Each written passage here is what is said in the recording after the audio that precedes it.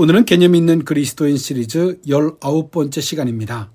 우리는 지난 시간 새로워진 기준에 의해 내려진 정의를 가진 사람이 세상을 어떻게 변화시킬 수 있는지를 나누었습니다. 개념은 한 번 정리하고 끝나는 것이 아닙니다. 개념은 고정된 조각상이 아니라 살아있는 생물과 같습니다.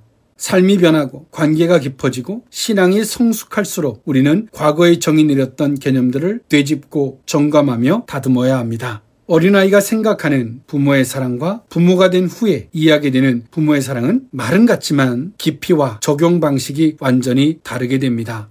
이처럼 개념은 상황과 이해의 깊이에 따라 확장되고 재정립되어야 합니다. 우리는 어떤 기준을 선택하고 그에 따라 개념을 정의했다고 해도 그 개념이 실제 삶의 문제 앞에서 작동하지 않는다면 우리는 신앙과 현실 사이의 괴리 속에서 혼란을 겪게 됩니다.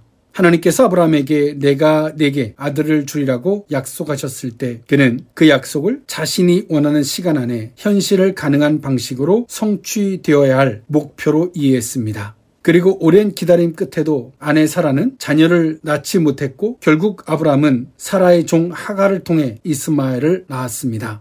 이 선택은 아브라함이 하나님의 약속을 믿지 않았기 때문이 아니라 그 약속의 방식과 시점에 대한 개념이 충분히 성숙하지 않았기 때문이었습니다.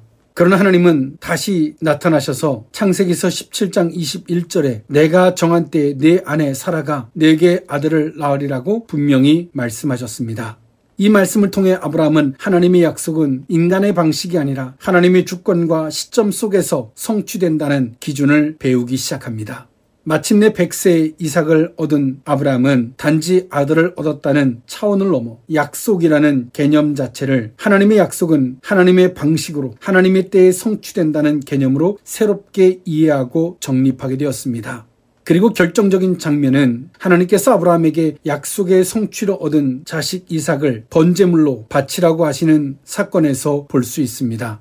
창세기서 22장 1절에서 2절에 그 일 후에 하나님이 아브라함을 시험하시려고 그를 부르시되 아브라함아 하시니 그가 이르되 내가 여기 있나이다. 여호와께서 이르시되 내 아들 내 사랑하는 독자 이삭을 데리고 모리아 땅으로 가서 내가 내게 일러준 한 산 거기서 그를 번제로 드리라고 말씀하십니다. 하나님의 말씀은 인간적인 상식으로 도저히 이해할 수 없는 명령이었습니다.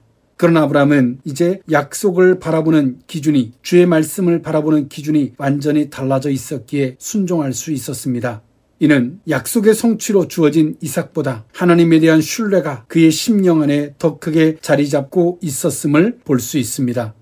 이것을 히브리서 저자는 히브리서 11장 19절에 그가 하나님이 능히 이삭을 죽은 자 가운데서도 다시 살리실 줄을 생각한지라 라고 말하고 있습니다. 아브라함에게 있어서 하나님의 약속이란 더 이상 무엇을 받느냐가 아니라 누구를 신뢰하느냐의 문제로 바뀌어 있었습니다. 이처럼 아브라함의 삶은 개념이 시간과 삶의 실천 속에서 점검되고 다듬어지고 재정의되는 과정을 그대로 보여줍니다.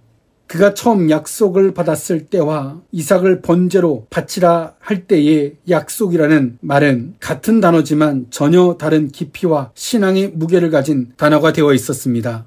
오늘 이 시대를 살아가는 성도들의 삶 속에서 잘못되고 성숙되지 못한 개념들이 말씀 안에서 재정의되어져 아브라함과 같이 하나님을 전적으로 신뢰하는 복된 성도들의 모습이 될 수 있기를 주님의 이름으로 축원합니다.